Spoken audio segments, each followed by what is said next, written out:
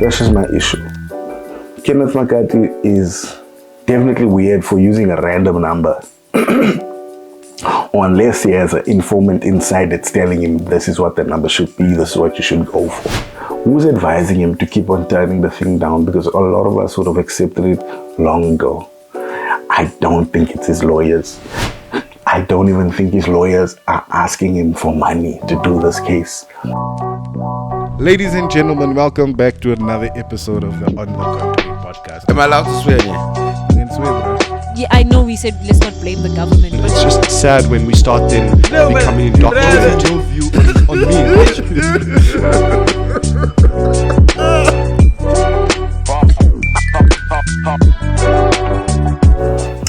Hi guys, it's Emilio Tobias here and I'm back with another episode of the On the Country podcast.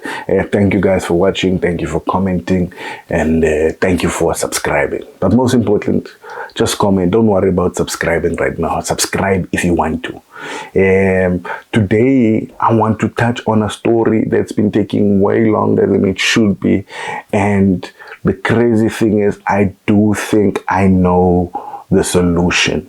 I do know how this thing can get to a resolution. It's the Please Call Me story of Kenneth Nkosana, Makate, the Please Call Me guy. The Please Call Me guy who came up as an accounting intern, was an intern accountant doing articles or whatever, and came up with the Please Call Me idea.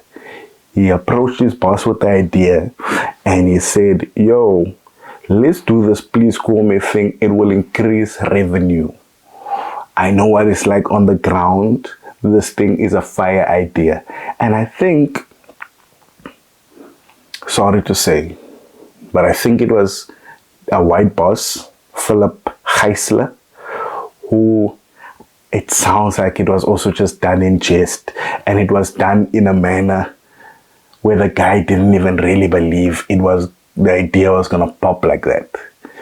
They came up with an agreement right then when he came up with the idea to say, yo, this idea of yours, if it's a hit, if it does well, I can get legal to draw up a contract that you must get a certain percentage of the proceeds of this thing.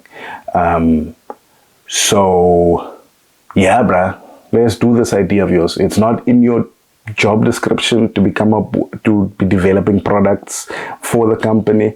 So for that reason, we'll try to push it through just to show that we allow young people to come with ideas, and then they will see where it ends up, and hopefully that will increase their wealth of experience. That sometimes ideas aren't just ideas that you want to throw out there. Sometimes most of the work comes behind the idea. That's the thing that makes ideas just that, ideas. No one likes an ideas guy, because an ideas guy normally does not put the work in to make that idea come to the front. But now this also speaks to how out of touch someone in the managerial class, or people in the managerial class, in this case, white people, or people who aren't previously disadvantaged, or people who aren't currently disadvantaged. This is like 1999 or 2000, where the homie is like, yo, it's rough at home. Sometimes my grand doesn't have airtime, but I need a way for it to be able to reach me without airtime, to let me know. Yo, call me whenever something's wrong, I'll call. And there's no way of currently someone without airtime to reach another person. But let's do this idea. I know it's going to be a hit because I know my people. That's like, it's also a commentary on the importance of diversity in the boardroom. Not just racial diversity, but definitely racial diversity, ageal diversity, but also diversity in thought and ideas and perspectives and backgrounds. Diversity doesn't always have to just be racial diversity. Racial diversity just happens to be the easiest thing to see with your eyes. But anyway, homie comes up with a billion, what he says is $1 billion idea. And they agree at that point that homie will take a certain percentage, 5 to 7.5% of the proceeds generated or the revenue generated from this idea. Sweet. The thing starts popping off, ne? And when it's time for him to approach Vodacom and say, yo man, you're supposed to be paying me a percentage of this, that, and the other. Here's the agreement. And Vodacom said, yeah, you bruh, chill. We don't want any of this. So homie goes to court, and then it's determined like in 2015. From a thing from the year 2000. I don't know when he went and made his first claim, but in 2015 or 2016, it turned out that the agreement, the signed contract that they had was valid, and Vodacom was denying it the entire time. Fine. So now it's determined that, cool, this thing is real. We owe this guy money. They then make their first, that's the background. Then they make their first offer. Their first offer to him was, what was the first offer? 47 million. No, that was not the first offer. That was the second offer. I did some research, guys. The first offer was, okay, let's make it easy.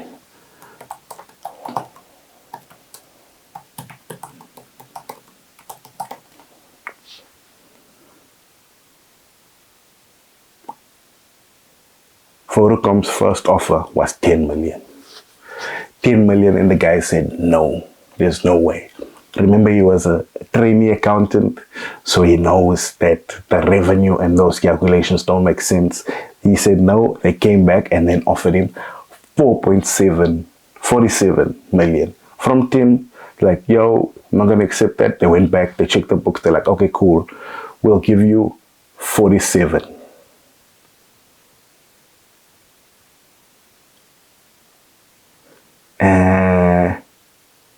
Actually, they said 47 million offer, but it would be 80 million with all the interest accumulated. And he said, no, I don't want that. I should have more. Here's the thing. Homie has a number in his mind, and he believes that they have generated just over 200 billion in revenue from the police commies since 2000 to 2019. He believes it's been 200 million, and he deserves 5 to 7% of that.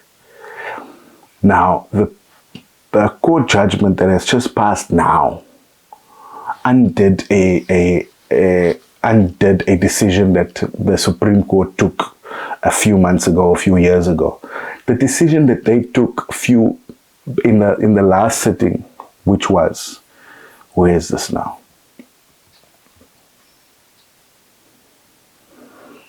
The case settled in 2004. What wasn't settling the case, the judgment in 2004 was that everyone was supposed to go back, and Vodacom were instructed to use the formula or the methodology that Kenneth was using. And the problem with that is Kenneth or Nkosana was doing his calculation based on a guess. He was guessing that Vodacom had made 200 billion since 2000 from Please Call Me. The judgment from last week was undoing that thing because, yo, we can't be guessing numbers here. How could you approve a thing? There were procedural things wrong done for them to be able to approve that they must use Kenneth's methodology or guesses. Now the issue is, the thing that I find so difficult is, why don't they just open Vodacom's books and see what was made? There doesn't seem to have been a suggestion from either side I can understand why Vodacom doesn't want to open their books, because opening their books most likely will increase the current offer that's out there. Nkosana has not made any application to see their books, and there's this thing in law or in these digital type of crimes, or in like what they call this thing,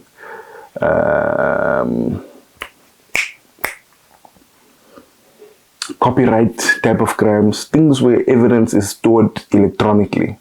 You can apply for something called an Anton pillar, which is a tool or a legal device that will help, that if ordered by a high court, you'll be able to get an independent person to go into Vodacom systems and gather all the evidence that they need. They can check whether it's bank statements or income statements. They can check all the conversions. They can probably check all the IT stuff that shows these were all the police calls that were sent, and these were all the phone calls that were made within a certain time after a police call was sent. Nah, we're not going to count it if someone randomly called you. Let's just list. They can go into the system and check. These are a list of all. Imagine those spreadsheets. These are a list of all the police calls sent, and these are all the phone calls that were made within 20 minutes or an hour within that police call being sent. Then we total the list of all those phone calls. Then we get a real number. Everyone is just guessing in the dark, and that's my solution. Just go to court, apply that a third party can go in and just check the books. Vodacom does publicly release their financials because they are on the stock exchange, so they have to make public their financials. But the financials don't say what contributed to making what. They just give a total revenue of the company, and that total revenue is close to $1 trillion in these 20 years that we are talking about. So that's just my issue. Kenneth Makate is definitely weird for using a random number. Or unless he has an informant inside that's telling him this is what the number should be, this is what you should go for. Then people are like, who's advising Kenneth? Who's advising Nkosana? Kenny. And a lot of Kenneths in the news these days. Who's advising him to keep on turning the thing down? Because a lot of us would have accepted it long ago. I don't think it's his lawyers, because I don't even think his lawyers are asking him for money to do this case. They're probably working on a pro bono thing, and it's the same way they do road accident fund cases. The lawyer says, yo, I'll work for free, just give me 20%. I'll work for free, just give me 10%.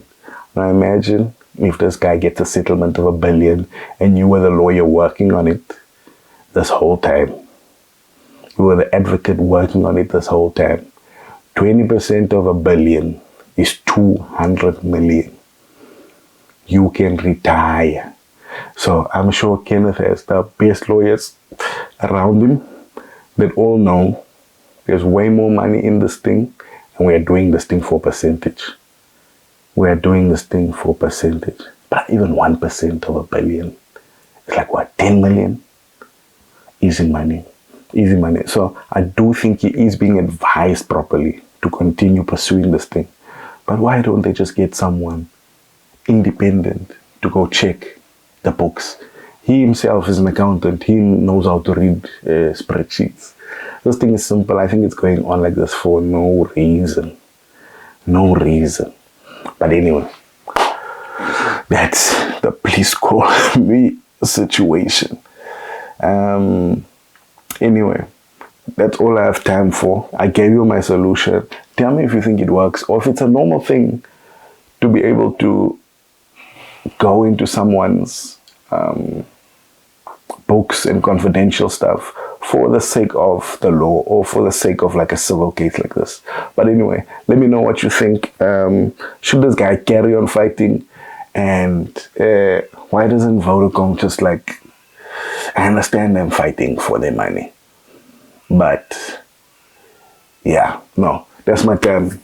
Don't forget to drop a like, don't forget to subscribe, and let's do the things. Thank you for watching. I'm Emilio Tobias. This is the On the Country podcast. Bye.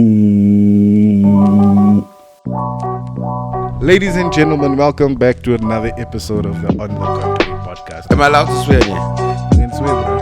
Yeah, I know we said let's not blame the government, but It's just sad when we start then becoming indoctrinated